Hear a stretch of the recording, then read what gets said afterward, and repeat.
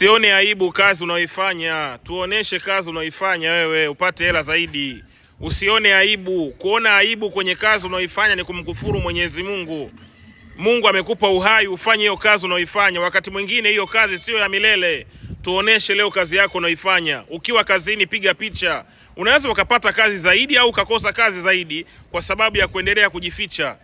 Usijifiche kama unafanya kazi yako, ioneshe kazi yako. Huo mtandao wa kijamii una uwezo wa kukufanikisha wewe na kukufanya ukapiga hatua kimaisha kama utakuwa sio zumbukuku au zembwela au zembwekwekwe.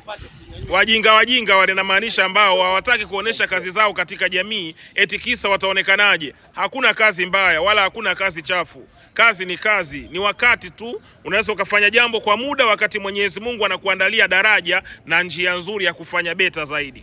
Respect, share hii video.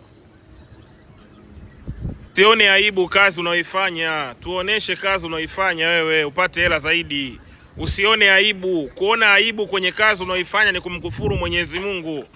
Mungu amekupa uhai ufanye hiyo kazi unaoifanya. Wakati mwingine hiyo kazi sio ya milele. Tuoneshe leo kazi yako unaoifanya. Ukiwa kazini piga picha. Unaweza ukapata kazi zaidi au ukakosa kazi zaidi.